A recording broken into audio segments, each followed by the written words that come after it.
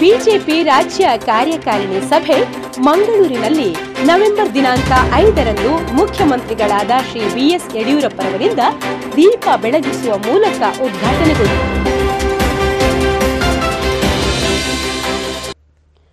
ಉದ್ಘಾಟನಾ ಮಾತುಗಳನ್ನಾಡುತ್ತಾ ಮೋದಿಯವರ ನೇತೃತ್ವದಲ್ಲಿ ನಡೆಯುತ್ತಿರುವ ಮುಂದಿನ ಚುನಾವಣೆಯಲ್ಲಿ ಜನತೆ ಬಿಜೆಪಿಯನ್ನು ಅಧಿಕಾರಕ್ಕೆ ತರುವ ಮೂಲಕ ರಾಜ್ಯದ ಸಮಗ್ರ ಅಭಿವೃದ್ಧಿಗೆ ಪ್ರೋತ್ಸಾಹಿಸುವ ನಿಟ್ಟಿನಲ್ಲಿ ಪಕ್ಷವನ್ನು ತಳಮಟ್ಟದಿಂದ ಗಟ್ಟಿಗೊಳಿಸುವ, ಮುಂಬರುವ ಚುನಾವಣೆ ಎದುರಿಸುವುದಕ್ಕೆ ರೂಪುರೇಷೆಗಳನ್ನು ಚರ್ಚಿಸುವ ವಿಶೇಷ ಕಾರ್ಯಕಾರಿಣಿ ಸಭೆ ಇದಾಗಿದೆ. ಮಂಗಳೂರು ಸೇರಿದಂತೆ 10 ಮಹಾನಗರ ಪಾಲಿಕೆ ಅಭಿವೃದ್ಧಿಗೆ ವಿಶೇಷ ಪ್ಯಾಕೇಜ್ ಘೋಷಣೆಯನ್ನು ಉದ್ಘಾಟನಾ ಭಾಷಣದಲ್ಲಿ ಮುಖ್ಯಮಂತ್ರಿಗಳು ಮಾಡಿದರು. ಸಾಗರೋತ್ತರ ಉದ್ಯಮಗಳಿಗೆ ಒತ್ತು ನೀಡಿ ಉದ್ಯೋಗ ಸೃಷ್ಟಿಸುವುದಾಗಿ ಹೇಳಿದರು. ಸಮಾರಂಭದ ಅಧ್ಯಕ್ಷತೆಯನ್ನು ಬಿಜೆಪಿ ರಾಜ್ಯಾಧ್ಯಕ್ಷ ಶ್ರೀ ನಳಿನ್ ಕುಮಾರ್ ಕಟೀಲ್ ವಹಿಸಿ ಸಭೆಯನ್ನು ಯಶಸ್ವಿಗೊಳಿಸಿದರು.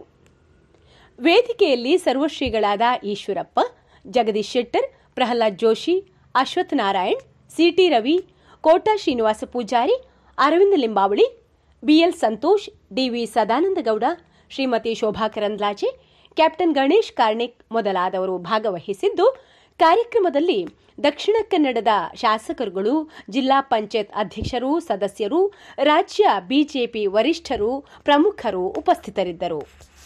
ಚಲನಚಿತ್ರ ವರದಿ ವೆಂಕಟೇಶ್ ಬೆಂಡೆ, ಮಂಗಳೂರು ಸಮಾಚಾರ. ನಳಿನ್ ಕುಮಾರ್ ಕಟೀಲ್ ಅವರು ರಾಜ್ಯದ ಉದ್ದಗಲಕ್ಕೆ 2-3 ಬಾರಿ ಸುತ್ತಿ ಪ್ರತಿ ಜಿಲ್ಲೆಗೆ ಹೋಗಿ ಬಂದು ಇಲ್ಲಿ ರಾಜ್ಯ ಕಾರ್ಯಕಾರಿಣಿ ಬಹಳ ವರ್ಷಗಳ ನಂತರ ಮಾಡ್ತಾ ಇದ್ದಾರೆ. ರಾಜ್ಯದ ಅನೇಕ ಜ್ವಲಂತಗಳ ಸಮಸ್ಯೆಗಳ ಬಗ್ಗೆ ಚರ್ಚೆಗಳು ಮಾಡ್ತಾರೆ. ಅದಾದ್ಮೇಲೆ ಕೋರ್ ಕಮಿಟಿ ಸಭೆ ಇದೆ. ಅದು ಮುಂದಿನ ನಮ್ಮ ಯೋಜನೆಗಳನ್ನು ಜನರ ಬಗ್ಗೆ ಚರ್ಚೆ ಮಾಡಿ ಮುಂದಿನ ಯಾವುದೇ ಚುನಾವಣೆಯಲ್ಲಿ ಬಿಜೆಪಿ ಹಿನ್ನಡೆ ಆಗಬಾರ್ದು, ಆ ರೀತಿ ಸಂಘಟನೆಯನ್ನು ಬಲಪಡಿಸೋ ಕಡೆ ಗಮನ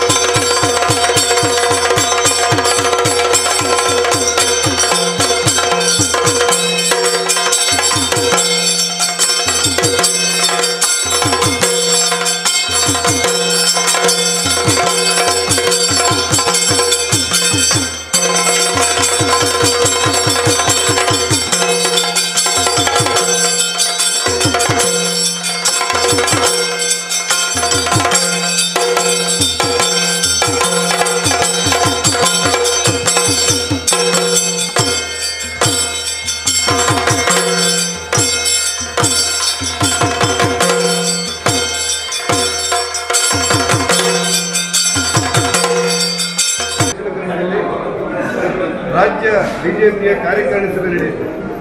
ಈ ಸಭೆಗೆ ಈಗಾಗಲೇ ಗೌರವಾನ್ವಿತ ಮುಖ್ಯಮಂತ್ರಿಗಳಾಗಿರುವ ಸನ್ಮಾನ್ಯ ಯಡಿಯೂರಪ್ಪ ಮತ್ತು ನಮ್ಮ ಕೋರ್ ಕಮಿಟಿಯ ಇಡೀ ತಂಡ ಇಲ್ಲಿ ಈಗಾಗಲೇ ಬಂದು ನಮ್ಮ ಜೊತೆ ಇದ್ದಾರೆ.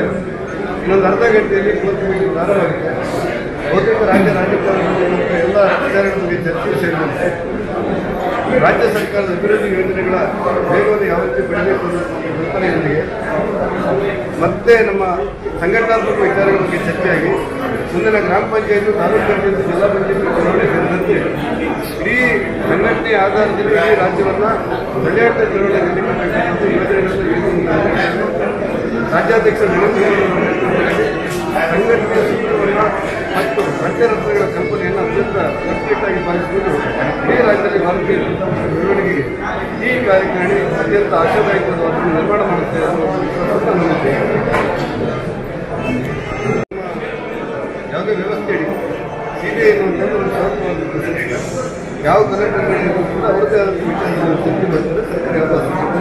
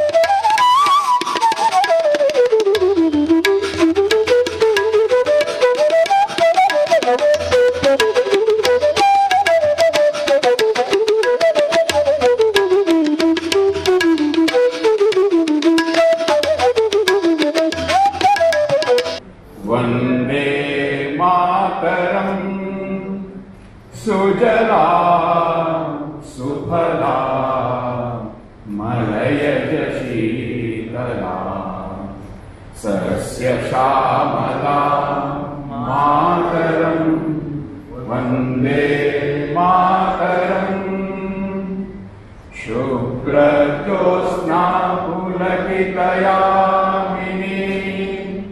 फुल्लकुसुमित द्रुमदलशोभिनी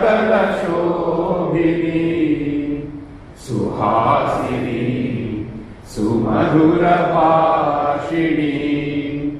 सुखदां वरदां मातरम् वन्दे मातरम्। भारत माता की जय।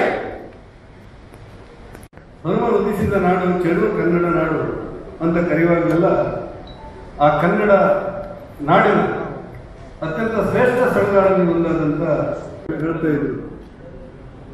ಒಂದು ಕಡೆ ಮಾತನಾಡುವ ಮಂಜುನಾಥ, ಒಂದೆಡೆ ಮಾತನಾಡುವ ಮಂಜುನಾಥ, ಪ್ರತ್ಯಕ್ಷ ಭೂಸ್ವರ್ಗಕ್ಕೆ ಮತ್ತೊಂದು ಉದಾಹರಣೆ ಇದ್ರೆ ಅದು ಕರಾವಳಿ ಜಿಲ್ಲೆ ಅಂತ ನಾವೆಲ್ಲ ಹೆಮ್ಮೆಯಿಂದ ಹೇಳುವಂತ ಒಂದು ಕಾಲಘಟ್ಟದಲ್ಲಿ ಇವತ್ತು ರಾಜ್ಯದ ವಿಶೇಷ ಭಾರತೀಯ ಜನತಾ ಪಕ್ಷದ ಕಾರ್ಯಕಾರಿಣಿ ಸಭೆ ಈ ನೆಲದಲ್ಲಿ ನಡೆಯುತ್ತೆ ಅಂತ ಹೇಳಿ ನಮಗೆಲ್ಲ ಹೆಮ್ಮೆ.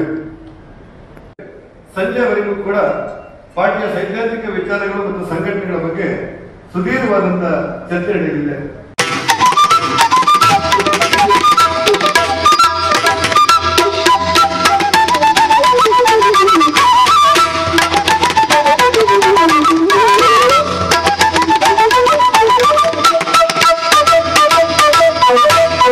ಜೊತೆನಲ್ಲಿ ಕೇಂದ್ರದ ಸಚಿವರಾಗಿರ್ತಕ್ಕಂಥ ಸದಾನಂದ ಗೌಡರು, ಪ್ರಹ್ಲಾದ್ ಜೋಶಿ ಅವರು, ಜಗದೀಶ್ ಶೆಟ್ಟರ್ ಅವರು, ರಾಜ್ಯ ಅಧ್ಯಕ್ಷರಾಗಿರ್ತಕ್ಕಂಥ ನಳಿನ್ ಕುಮಾರ್ ಕಟೀಲ್ ಅವರು,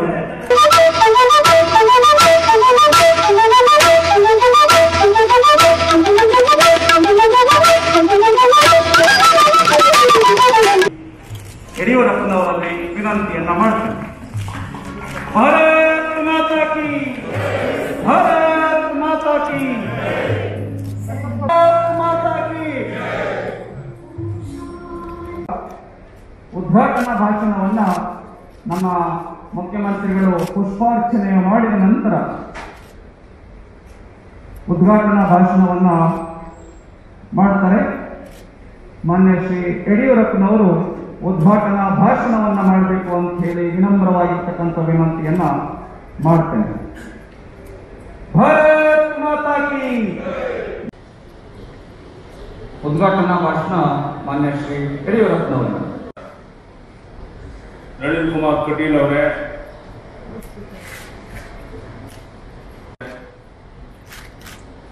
ಮತ್ತೊಬ್ಬ ಕೇಂದ್ರದ ಸಚಿವರಾದಂಥ ಡಿ.ವಿ. ಸದಾನಂದ ಗೌಡ್ರೆ, ರಾಷ್ಟ್ರೀಯ ಪ್ರಧಾನ ಕಾರ್ಯದರ್ಶಿಗಳಾದಂಥ ಸಿ ಟಿ ರವಿ ಅವರೇ, ಸಚಿವ ಆಗ್ತಾ ಇದ್ದಾರೆ ಅಂತ ಹೇಳಿ ನನ್ನ ಮತ್ತೊಮ್ಮೆ ಭಾರತೀಯ ಜನತಾ ಪಾರ್ಟಿ ಕರ್ನಾಟಕ ರಾಜ್ಯದಲ್ಲಿ ಅಧಿಕಾರಕ್ಕೆ ಬರಲೇಬೇಕು ಅನ್ನುವಂಥದ್ದು ರಾಜ್ಯದ ಜನರ ಅಪೇಕ್ಷೆ, ನಮ್ಮೆಲ್ಲರ ಅಪೇಕ್ಷೆ. ಅದನ್ನು ಪೂರೈಸುವ ದೊಡ್ಡ ಜವಾಬ್ದಾರಿ ನಮ್ಮ ನಿಮ್ಮೆಲ್ಲರ ಮೇಲಿದೆ ಅಂತೇಳಿ ನಾನು ಭಾವಿಸಿದ್ದೇನೆ. ಬಂಧುಗಳು, ನಮ್ಮ ಯಾವುದೋ ಪುಣ್ಯ ಫಲದಿಂದ ಪ್ರಧಾನಿ ನರೇಂದ್ರ ಮೋದಿಯವರಂತ ಒಬ್ಬ ಧೀಮಂತ ವ್ಯಕ್ತಿ ಈ ದೇಶದ ಪ್ರಧಾನಿಯಾಗಿರೋದ್ರಿಂದ ಅವರ ನೇತೃತ್ವದಲ್ಲಿ ಈ ದೇಶವನ್ನು ಮುನ್ನಡೆಯತ್ತ ಸಾಗಿಸಬೇಕಾಗಿದೆ. ಬಹುಶಃ ಇಡೀ ಜಗತ್ತು ಅಚ್ಚರಿಯಿಂದ ಪ್ರಧಾನಿ ನರೇಂದ್ರ ಮೋದಿಯವರ ವೈಖರಿಯನ್ನ ಪ್ರಶಂಸನೆ ಮಾಡ್ತಾ ಇರುವಂತದ್ದು ನೀವೆಲ್ಲ ಗಮನಿಸಿದ್ದೀರ. ಈ ಅವಧಿ ಮುಗಿದ ಮೇಲೆ ಮತ್ತೊಮ್ಮೆ ಪ್ರಧಾನಿ ನರೇಂದ್ರ ಮೋದಿಯವರು ಈ ದೇಶದ ಪ್ರಧಾನಿಯಾಗಿ ಈ ದೇಶವನ್ನ ಮುನ್ನಡೆಯತ್ತ ತಗೊಂಡೋಗ್ಬೇಕು ಅನ್ನುವಂಥದ್ದು ಇಡೀ ದೇಶದ ಜನರ ಅಪೇಕ್ಷೆ ಇದೆ. ಅದು ಈಡೇರುತ್ತೆ ಅನ್ನುವಂಥ ಸಂಪೂರ್ಣ ವಿಶ್ವಾಸ ನನಗಿದೆ. ಇದು ಎಲ್ಲರ ಅಪೇಕ್ಷೆ ಸಹ ಇದೆ. ಇವತ್ತು 2018ರ ವಿಧಾನಸಭಾ ಚುನಾವಣೆಯಲ್ಲಿ ಬಿಜೆಪಿ 104 ಸೀಟನ್ನು ಗೆದ್ದು ಕಾಂಗ್ರೆಸ್ 80, ಜನತಾದಳ 37, ಪಕ್ಷೇತರರು 1, ಬಿಎಸ್ಪಿ 1, ಕೆಪಿಜಿಪಿಗೆ 1 ಸ್ಥಾನ, ಹೀಗೆ ಚುನಾವಣೆ ಫಲಿತಾಂಶ ಬಂದಿತ್ತು. ಬಿಜೆಪಿ ಅಧಿಕಾರಕ್ಕೆ ಬರೋದಕ್ಕೆ 9 ಸ್ಥಾನ ಕಡಿಮೆ ಇದ್ದ ಕಾರಣ ಕಾಂಗ್ರೆಸ್ ಜೆಡಿಎಸ್ ಸಮ್ಮಿಶ್ರ ಸರ್ಕಾರ ಅಸ್ತಿತ್ವಕ್ಕೆ ಬಂದು ಯಾವ ರೀತಿ ಆಡಳಿತ ನಡೆಸಿದ್ರು ಅನ್ನುವಂಥದ್ದು ನಿಮಗೆಲ್ಲ ಗೊತ್ತಿರುವಂಥ ಸಂಗತಿ. ದೇಶದ ಇತಿಹಾಸದಲ್ಲಿ ಮೊದಲ ಬಾರಿಗೆ 18 ಜನ ಆಡಳಿತ ಪಕ್ಷ ಮತ್ತೆ ಸದಸ್ಯರು ಕಾಂಗ್ರೆಸ್ ಜೆಡಿಎಸ್ನವರು ಅವರ ಸದಸ್ಯತ್ವಕ್ಕೆ ರಾಜೀನಾಮೆ ನೀಡಿ ಭಾರತೀಯ ಜನತಾ ಪಾರ್ಟಿ ಸೇರಿದಂತಹದ್ದು ನಮ್ಮ ದೇಶದ ಇತಿಹಾಸದಲ್ಲಿ ಇದೊಂದು ಉದಾಹರಣೆ ಅಂತ ನಾನು ಭಾವಿಸಿದ್ದೇನೆ. ದೇಶದಲ್ಲಿ ಎಲ್ಲೂ ಸಹ ಇಷ್ಟು ದೊಡ್ಡ ಪ್ರಮಾಣದಲ್ಲಿ ಆಡಳಿತ ಪಕ್ಷದ ರಾಜೀನಾಮೆ ಕೊಟ್ಟು ಬಂದು ಮತ್ತೊಂದು ಸರ್ಕಾರ ರಚನೆ ಮಾಡಲಿಕ್ಕೆ ಅವಕಾಶ ಆಗಿರಲಿಲ್ಲ. ಆದರೆ 18 ಜನರ ಸಹಕಾರದಿಂದ ನಾವು ಕರ್ನಾಟಕದಲ್ಲಿ ಅಧಿಕಾರಕ್ಕೆ ಬರಕ್ಕೆ ಸಾಧ್ಯ ಆಯಿತು. ಲೋಕಸಭಾ ಚುನಾವಣೆಯಲ್ಲಿ 28ಕ್ಕೆ 25 ಲೋಕಸಭಾ ಕ್ಷೇತ್ರ ಗೆಲ್ಲೋದಕ್ಕೆ ಇಡೀ ರಾಜ್ಯದ ನಮ್ಮ ಕಾರ್ಯಕರ್ತರ ಪರಿಶ್ರಮ ಹೇಗೆ ಸಾಧ್ಯ ಆಯಿತು ಅನ್ನೋದನ್ನ ತಾವೆಲ್ಲ ಗಮನಿಸಿದ್ದೀರ. ಅನೇಕ ಹಿರಿಯ ನಾಯಕರು, ಬೇರೆ ಪಕ್ಷದವರು ಸೋಲನ್ನು ಅನುಭವಿಸಬೇಕಾಯಿತು. ಭಾರತೀಯ ಜನತಾ ಪಾರ್ಟಿ 28ರಲ್ಲಿ 25 ಲೋಕಸಭಾ ಕ್ಷೇತ್ರ ಗೆಲ್ಲೋದ್ರ ಮೂಲಕ ಒಂದು ದಾಖಲೆಯನ್ನು ಸಾಧಿಸಿದ ಸರ್ ನಮಗೆಲ್ಲ ಗೊತ್ತಿರುವಂತ. ಯಾವುದೇ ನಮ್ಮ ಕಾರ್ಯಕರ್ತರಿಗೆ ಯಾವುದೇ ಚುನಾವಣೆಯನ್ನು ಹಗುರವಾಗಿ ತಗೊಳ್ಳೋ ಪ್ರಶ್ನೆ ಬರೋದಿಲ್ಲ. ಪ್ರತಿಯೊಂದು ಗ್ರಾಮ ಪಂಚಾಯತಿ, ತಾಲೂಕು ಪಂಚಾಯತಿ, ಜಿಲ್ಲಾ ಪಂಚಾಯತಿ, ವಿಧಾನಸಭೆ, ಲೋಕಸಭೆ ಯಾವುದೇ ಚುನಾವಣೆ ಬಂದರೂ ಸಹ ಅದನ್ನ ಗಂಭೀರವಾಗಿ ಪರಿಗಣಿಸಿ ನಮ್ಮ ಅಭ್ಯರ್ಥಿಗಳು ಗೆಲ್ಲಲೇಬೇಕು ಅನ್ನುವಂಥ ಶ್ರಮವನ್ನು ಹಾಕಿದಾಗ ಮಾತ್ರ ನಾವು ಸಂಘಟನೆಯನ್ನು ಬಲಪಡಿಸೋದಕ್ಕೆ, ಸಂಘಟನೆಯನ್ನು ಕಟ್ಟೋದಕ್ಕೆ ಸಾಧ್ಯ ಆಗುತ್ತೆ. ಯಾತಕ್ಕಾಗಿ ನಾವು ಸಂಘಟನೆಯನ್ನು ಕಟ್ತಾ ಇದ್ದೇವೆ? ಉದ್ದೇಶ ನಾವು ಬರುವಂತ ಚುನಾವಣೆಯಲ್ಲಿ ಅಧಿಕಾರಕ್ಕೆ ಬರಬೇಕು, ಅಧಿಕಾರದ ಮೂಲಕ ಜನರ ಕಲ್ಯಾಣವನ್ನು ಮಾಡಬೇಕು, ಜನ ನೆಮ್ಮದಿಯಿಂದ, ಗೌರವದಿಂದ, ಸ್ವಾಭಿಮಾನದಿಂದ ಬಾಳಿ ಬದುಕುವಂತ ವ್ಯವಸ್ಥೆ ಮಾಡಬೇಕು ಅನ್ನುವಂಥದ್ದು ನಮ್ಮ ನಿಮ್ಮೆಲ್ಲರ ಅಪೇಕ್ಷೆ. ಪಾರ್ಟಿಗೆ ನಮ್ಮ ನಿರೀಕ್ಷೆ ಮೀರಿ ಪರಿಶಿಷ್ಟ ಜಾತಿ, ಪರಿಶಿಷ್ಟ ವರ್ಗ, ಹಿಂದುಳಿದ ವರ್ಗದ ಎಲ್ಲ ಜನರು ರಾಜ್ಯದ ಉದ್ದಗಲಕ್ಕೆ ಬೆಂಬಲವನ್ನು ಕೊಡ್ತಾ ಇರೋದ್ರಿಂದ ಭಾರತೀಯ ಜನತಾ ಪಾರ್ಟಿ ಇವತ್ತು ಬೆಳೀತಾ ಇದೆ. KR ನಗರದಲ್ಲಿ, ಕ್ಷಮಿಸಿ, RR ನಗರದಲ್ಲಿ ಕನಿಷ್ಠ 40,000ಕ್ಕೂ ಹೆಚ್ಚಿನ ಅಂತರದಲ್ಲಿ RR ನಗರದಲ್ಲಿ ಗೆಲ್ಲಲಿದ್ದೇವೆ. ಅದೇ ರೀತಿ ಸಿರಾದಲ್ಲೂ ಸಹ 20ರಿಂದ 25,000 ಅಂತರದಲ್ಲಿ ನಾವು ಗೆಲ್ಲಲಿದ್ದೇವೆ. ಕಾಂಗ್ರೆಸ್ ದಯನೀಯ ಒಂದು ಸೋಲನ್ನು ಅನುಭವಿಸಬೇಕಾಗುತ್ತೆ ಅನ್ನುವಂಥ ಅರಿವು ಇಲ್ಲದೇನೆ ಮನಬಂದಂತೆ ಕೆಲವು ಕಾಂಗ್ರೆಸ್ ಮುಖಂಡರು ಮಾತನಾಡ್ತಾ ಇರೋದನ್ನು ತಾವೆಲ್ಲ ಗಮನಿಸಿದ್ದೀರ. ಇದಕ್ಕೆಲ್ಲ ಉತ್ತರ 10ನೇ ತಾರೀಕು ಫಲಿತಾಂಶ. ಪದವೀಧರ ಶಿಕ್ಷಕರ 4 ಕ್ಷೇತ್ರ, 2 ವಿಧಾನಸಭಾ ಕ್ಷೇತ್ರ. 10ನೇ ತಾರೀಕು ಫಲಿತಾಂಶ ಬಂದಾಗ ನಮಗೆ ಸ್ಪಷ್ಟ ಆಗುತ್ತೆ. ಎಲ್ಲ ಕಡೆ ಭಾರತೀಯ ಜನತಾ ಪಾರ್ಟಿ ಜಯಬೇರಿಯನ್ನ ಪಡೆಯುತ್ತೆ ಅನ್ನುವಂಥ ವಿಶ್ವಾಸ ನಮಗೂ ನಿಮಗೆಲ್ಲರಿಗೂ ಇದೆ ಅಂತ ನಾನಾದರೂ ಭಾವಿಸಿದ್ದೇನೆ. ಬಂಧುಗಳೇ, ಇವತ್ತು ಎಲ್ಲಿ ನಮಗೆ ಶಕ್ತಿ ಇರಲಿಲ್ಲ, ಅದು ಚಿಕ್ಕಬಳ್ಳಾಪುರ ಇರ್ಬೋದು, ಮಂಡ್ಯ ಜಿಲ್ಲೆ ಇರ್ಬೋದು, ಬೇರೆ ಬೇರೆ ಜಿಲ್ಲೆಗಳಲ್ಲಿ ನಮ್ಮ ಶಕ್ತಿಯಲ್ಲಿ ಇರಲಿಲ್ಲ. ಅಲ್ಲೆಲ್ಲ ಕಡೆ 18 ಜನ ಶಾಸಕರಲ್ಲಿ 15 ಜನ ಗೆದ್ದು ಬಂದುದರಿಂದ ನಮಗೆ ದೊಡ್ಡ ಶಕ್ತಿ ಬಂದಂತಾಗಿದೆ. ಮುಂದೆ ಯಾಕೆಂದ್ರೆ ಮಂಗಳೂರಲ್ಲಿ ಮೊದಲಿಂದಲೂ ಸಹ ಸಂಘಟನೆಯನ್ನು ಬಲಪಡಿಸೋದ್ರ ಮೂಲಕ ಶಕ್ತಿಯನ್ನು ಬೆಳೆಸಿ ಎಲ್ಲ ಕ್ಷೇತ್ರಗಳಲ್ಲಿ ವಿಜಯವನ್ನು ಸಾಧಿಸಿಕೊಂಡು ಬರ್ತಾ ಇರುವಂತ ಯಾವುದಾದ್ರೂ ಜಿಲ್ಲೆ ಇದ್ರೆ ಅದು ಮಂಗಳೂರು ಜಿಲ್ಲೆ. ಆದ್ದರಿಂದ ನಾವು ಎಲ್ಲೇ ಹೋದರೂ ಸಹ ಮಂಗಳೂರು ಜಿಲ್ಲೆ, ಉಡುಪಿ ಜಿಲ್ಲೆ ಸಂಘಟನೆ ಬಗ್ಗೆ ಮಾತನಾಡ್ತಾ ಇರ್ತೇವೆ.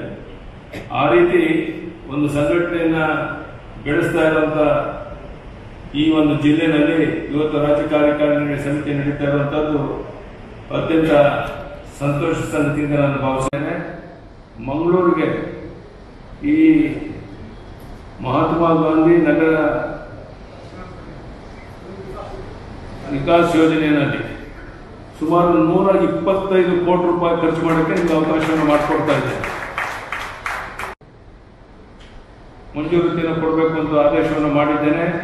ಮಂಗಳೂರಿನಲ್ಲಿ, ಹುಬ್ಬಳ್ಳಿ ಧಾರವಾಡದಲ್ಲಿ, ಬೆಳಗಾವಿನಲ್ಲಿ, ಕಲಬುರಗಿ, ಬಳ್ಳಾರಿ, ದಾವಣಗೆರೆ, ಶಿವಮೊಗ್ಗ, ವಿಜಯಪುರ, ಮೈಸೂರು, ತುಮಕೂರು ಈ 10 ಮಹಾನಗರ ಪಾಲಿಕೆಗೆ 50 ಕೋಟಿ ರೂಪಾಯಿನ ಬಿಡುಗಡೆ ಮಾಡಿದ್ದೇವೆ. ಅವರು 125 ಕೋಟಿ ರೂಪಾಯಿವರೆಗೂ ಖರ್ಚು ಮಾಡೋಕ್ಕೆ ಅವಕಾಶ ಇದೆ. ಯಾರು ಮುಂದೆ ಬಂದು ಕೆಲಸ ಮಾಡ್ತಾರೋ ಮಂಗಳೂರಿನಲ್ಲಿ ಎಲ್ಲ ಕಡೆ ಆ ಹಣವನ್ನ ಬಿಡುಗಡೆ ಮಾಡೋದಕ್ಕೆ ನಾನು ಸಿದ್ಧ ಇದ್ದೇನೆ ಅನ್ನೋ ಭರವಸೆಯನ್ನು ಕೊಟ್ಟು ಈಗಲಿದ್ದೇನೆ ಆ ಕಾಮಗಾರಿಗಳು ನಡೆಯೋದಕ್ಕೆ ಅವಕಾಶವನ್ನು ಮಾಡಿಕೊಡ್ಬೇಕು ಅಂತೇಳಿ ಈ ಸಂದರ್ಭದಲ್ಲಿ ನಾನು ವಿನಂತಿಯನ್ನು ಮಾಡ್ತಾ ಇದ್ದೇನೆ. ಇನ್ನೂ ಬಿಗಿಯಾದ ಕ್ರಮವನ್ನು ಕೈಗೊಳ್ತಾ ಇದ್ದೇವೆ. ಯಾವುದೇ ಒಂದು ಮುಲಾಜಿಗೆ ಒಳಗಾಗದೆ ಇದನ್ನು ಬಿಗಿ ಮಾಡುವಂಥ ಪ್ರಯತ್ನ ಮಾಡ್ತಾ ಇದ್ದೇವೆ. ಈ ಡ್ರಗ್ಸ್ ಮಾಫಿಯಾದಿಂದ ನಮ್ಮ ವಿದ್ಯಾರ್ಥಿಗಳು, ನಮ್ಮ ವಿದ್ಯಾರ್ಥಿನಿಯರು, ಮಕ್ಕಳು ಇದರಲ್ಲಿ ಸಿಲುಕಿ ಸಂಕಷ್ಟವನ್ನು ಅನುಭವಿಸ್ತಾ ಇದ್ರು. ಇದನ್ನು ತಡೆಯುವಂಥದ್ದು ಅತ್ಯಂತ ಅಗತ್ಯ ಇದೆ ಅಂತ ನಾನು ಭಾವಿಸಿ ಈ ಬಗ್ಗೆ ವಿಶೇಷವಾದಂಥ ಬಿಗಿಯಾದ ಕ್ರಮವನ್ನು ತಗೊಂಡಿದ್ದೇನೆ. ಹೀಗಾಗಿ ವಿಶೇಷ ಆದ್ಯತೆ ಕರ್ನಾಟಕ ರಾಜ್ಯ ಸರ್ಕಾರ ನೀಡಿದೆ. ಅದರಂತೆ ಆಂತರಿಕ ಭದ್ರತೆಯ ದೃಷ್ಟಿಯಿಂದ ಕರಾವಳಿ ಪ್ರದೇಶಕ್ಕೆ ವಿಶೇಷವಾದಂಥ ಆದ್ಯತೆ ಕೊಡುವ ಬಗ್ಗೆ ಸರ್ಕಾರ ಯೋಚಿಸ್ತಾ ಇದೆ ಅನ್ನೋದು ಮಾತನ್ನು ಸಹ ಪ್ರವಾಸೋದ್ಯಮಕ್ಕೆ ಹೆಚ್ಚಿನ ಒತ್ತನ್ನು ಕೊಡಬೇಕು ಅಂತ. ಪ್ರವಾಸೋದ್ಯಮಕ್ಕೆ ಬಹಳ ಒಳ್ಳೆಯ ಅವಕಾಶಗಳಿದೆ. ಈಗಾಗಲೇ ಆ ನಿಟ್ಟಿನಲ್ಲಿ ಸ್ಥಳವನ್ನು ಗುರುತು ಮಾಡಿ ಹಣಕಾಸನ್ನು ಸಹ ಬಿಡುಗಡೆ ಮಾಡಿ ಕೆಲಸವನ್ನು ಪ್ರಾರಂಭ ಮಾಡಬೇಕು ಅಂತ ಹೇಳಿದ್ದೇವೆ. ಆ ದೃಷ್ಟಿಯಿಂದ ಕರ್ನಾಟಕ ರಾಜ್ಯದಲ್ಲಿ ಬರುವಂಥ ದಿವಸಗಳಲ್ಲಿ ನೀವು ಒಂದು 6 ತಿಂಗಳಲ್ಲಿ ಒಂದು ಬದಲಾವಣೆಯನ್ನು ಕಾಣ್ತೀರಾ. ಪ್ರವಾಸೋದ್ಯಮಕ್ಕೆ ಹೆಚ್ಚು ಒತ್ತನ್ನು ಕೊಡುವಂಥದ್ದನ್ನು ಸಹ ನಾವು ಗಮನ ಕೊಟ್ಟು ಕೆಲಸವನ್ನು ಮಾಡ್ತಾ ಇದ್ದೇವೆ. ಕರ್ನಾಟಕ ರಾಜ್ಯ ಸರ್ಕಾರ ಹೆಚ್ಚಿನ ಸಹಕಾರ ಹಾಗೂ ಪ್ರೋತ್ಸಾಹವನ್ನು ಕರ್ನಾಟಕ ಸರ್ಕಾರ ನೀಡಲಿದೆ ಅನ್ನೋ ಮಾತನ್ನು ಇಲ್ಲಿ ಹೇಳೋಕ್ಕೆ ನಾನು ಇಚ್ಛೆ ಪಡ್ತೇನೆ. ಸಾಗರೋತ್ಪನ್ನ ಚಟುವಟಿಕೆಗಳಿಗೆ ಕರ್ನಾಟಕ ರಾಜ್ಯ ಆದ್ಯತೆ ನೀಡಲಿದ್ದು ಮತ್ಸ್ಯ ಸಂಪತ್ತಿನ ಜೆಟ್ಟಿಗೆ, ವಿದ್ಯುತ್ ಉತ್ಪಾದನೆಗೆ ಆದ್ಯತೆ ನೀಡಲಿದ್ದೇವೆ. ಅದಕ್ಕೇ ನಾನು ಇಲ್ಲಿ ಬರೋದು ಮುಂಚೆ ಅಧಿಕಾರಿಗಳ ಜೊತೆ ಚರ್ಚೆ ಮಾಡಿದ್ದೇನೆ. ಬೇರೆ ರಾಜ್ಯದಲ್ಲಿ ಯಾರು ಮಾಡಿದಾರೋ ಬಿಟ್ಟಾರೋ ಗೊತ್ತಿಲ್ಲ, ಆದರೆ ಕರ್ನಾಟಕ ರಾಜ್ಯದಲ್ಲಿ ಸಹ ಇದಕ್ಕೆ ಕೊನೆ ಮಾಡಬೇಕಾಗಿದೆ. ಆ ನಿಟ್ಟಿನಲ್ಲಿ ರಾಜ್ಯದ ಚಿಕ್ಕ ವಯಸ್ಸಿನ ಹೆಣ್ಣು ಮಕ್ಕಳಿಗೆ ಹಣ ಹಾಗೂ ಪ್ರೀತಿ ಪ್ರೇಮದ ಆಮಿಷವನ್ನು ಒಡ್ಡಿ ಮತಾಂತರಗೊಳಿಸ್ತಾ ಇರೋದನ್ನು ಗಂಭೀರವಾಗಿ ನಾವು ಪರಿಗಣಿಸಿದ್ದೇವೆ. ಈ ಬಗ್ಗೆ ಸಮಗ್ರವಾಗಿ ಪರಿಶೀಲನೆ ಮಾಡಿ ಒಂದು ಬಿಗಿಯಾದಂಥ ಒಂದು ಕ್ರಮವನ್ನು ಕೈಗೊಳ್ತೇವೆ ಅನ್ನೋ ಮಾತನ್ನು ಈ ಸಂದರ್ಭದಲ್ಲಿ ನಾನು ನಿಮಗೆ ಇಚ್ಛೆ ಪಡ್ತೇನೆ.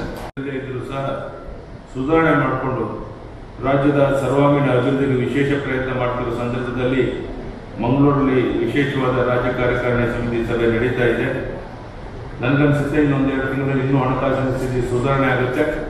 ಒಂದು ಮಾತು ನಾನು ನಿಮ್ಗೆ ಇಚ್ಛೆ ಪಡ್ತೇನೆ. ನಾವು ನೀರಾವರಿಗೆ ಆದ್ಯತೆಯನ್ನು ಕೊಟ್ಟಿದ್ದೇವೆ, ಕೆರೆ ಕಟ್ಟೆಗಳನ್ನು ತುಂಬಿಸೋದ್ರ ಕಡೆ ಆದ್ಯತೆಯನ್ನು ಕೊಟ್ಟಿದ್ದೇವೆ, ಅಭಿವೃದ್ಧಿ ಕಾರ್ಯದ ಕಡೆ ಆದ್ಯತೆಯನ್ನು ಕೊಟ್ಟಿದ್ದೇವೆ. ನಾವು ಬಜೆಟ್ನಲ್ಲಿ ಏನೇನು ಘೋಷಣೆಯನ್ನು ಮಾಡಿದ್ದೇವೆ ಆ ಎಲ್ಲ ಕಾರ್ಯಕ್ರಮಗಳನ್ನು ಒಂದನ್ನು ತಪ್ಪಿಸ್ತೇನೆ ಇದನ್ನು ಕಾರ್ಯರೂಪಕ್ಕೆ ತರೋದಕ್ಕೆ ಹಣಕಾಸಿನ ಒಂದು ಸ್ಥಿತಿಗತಿ ಸುಧಾರಣೆ ಮಾಡ್ತಾ ಅದನ್ನು ಮುಂದುವರಿಸಿಕೊಂಡು ಎಲ್ಲ ಕಾರ್ಯಕ್ರಮಗಳನ್ನು ಬಜೆಟ್ ಎಲ್ಲ ಕಾರ್ಯಕ್ರಮ ಮಾಡಿದ್ದೇವೆ ಅನ್ನೋ ಮಾತನ್ನು ಈ ಸಂದರ್ಭದಲ್ಲಿ ಹೇಳ್ತಾ ಇವತ್ತು ನಮ್ಮನ್ನು ಎದುರಿಸುವಂಥ ಸ್ಥಿತಿ ಇಲ್ಲ ಅನ್ನೋದು ನಮಗೆಲ್ಲ ಗೊತ್ತಿರುವಂಥ ಸಂಗತಿ.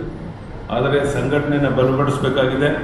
ಬರುವಂಥ ಗ್ರಾಮ ಪಂಚಾಯಿತಿ, ತಾಲೂಕು ಪಂಚಾಯಿತಿ, ಜಿಲ್ಲಾ ಪಂಚಾಯಿತಿಗಳಲ್ಲಿ ನಮ್ಮ ಅಭ್ಯರ್ಥಿಗಳು ಗೆಲ್ಲಬೇಕಾಗಿದೆ. ಪ್ರಧಾನಿ ನರೇಂದ್ರ ಮೋದಿಯವರ ನೇತೃತ್ವದಲ್ಲಿ ಬೆಳೆಸಬೇಕಾಗಿದೆ. ಆ ಒಂದು ಸಂಕಲ್ಪವನ್ನು ಈ ಸಂದರ್ಭದಲ್ಲಿ ಮಾಡಬೇಕು ಅಂತ ಈ ಸಂದರ್ಭದಲ್ಲಿ ಹೇಳ್ತಾ ಈ ವಿಶೇಷವಾದಂಥ ಬಗ್ಗೆ ಚರ್ಚೆಗಳಾಗಬೇಕು ಅಂತ ಆ ರೀತಿ ನಮ್ಮ ರಾಜ್ಯದ ಅಧ್ಯಕ್ಷರು ಏನೇನು ಯೋಚನೆ ಮಾಡ್ತಾ ಇದ್ದಾರೆ ಅದೆಲ್ಲವನ್ನು ಕಾರ್ಯರೂಪಕ್ಕೆ ತರುವ ಪ್ರಯತ್ನ ನಾವೆಲ್ಲ ಒಟ್ಟಾಗಿ ಸೇರಿ ಮಾಡ್ತೇವೆ ಅನ್ನೋ ಭರವಸೆಯನ್ನು ನಮ್ಮ ರಾಜ್ಯದ ಅಧ್ಯಕ್ಷರು ನಳಿನ್ ಕುಮಾರ್ ಕಟೀಲ್ ಅವರಿಗೆ ಕೊಡ್ತಾ ನಾವು ರಾಜ್ಯದ ಉದ್ಯಮಕ್ಕೆ ಪ್ರವಾಸ ಮಾಡಿ ಸಂಘಟನೆಯನ್ನು ಬಲಪಡಿಸೋದ್ರ ಮೂಲಕ ಒಂದು ಶಕ್ತಿ ತುಂಬುತ್ತಾ ಇರುವಂಥದ್ದು ಸಹ ನಮಗೆಲ್ಲರಿಗೂ ಬಹಳ ಪ್ರೇರಣಾದಾಯಕವಾದಂಥ ವಿಷಯ. ಬರೋ ವೇದಿಕೆ ಮೇಲಿರುವಂಥ ಮುಖಂಡರಿಗೆ, ಇಲ್ಲಿರುವಂಥ ಕಾರ್ಯಕರ್ತ ಬಂಧು ಭಗಿನಿಯರಿಗೆ, ಮಾಧ್ಯಮದ ಸ್ನೇಹಿತರಿಗೆ ವಂದನೆ, ಅಭಿನಂದನೆಯನ್ನು ಸಲ್ಲಿಸಿ ನನ್ನ ಮಾತನ್ನು ಮುಗಿಸ್ತೇನೆ. ಜೈ ಹಿಂದ್, ಜೈ ಕರ್ನಾಟಕ. ನಮಸ್ಕಾರ. ಕೆಟ್ಟ ಅನುಭವದಿಂದ ಪಾಠ ಕಲಿತಿಲ್ಲ ಅನ್ನೋದು ಬಹಳ ಸ್ಪಷ್ಟವಾಗಿ ಗೊತ್ತಾಗುತ್ತೆ.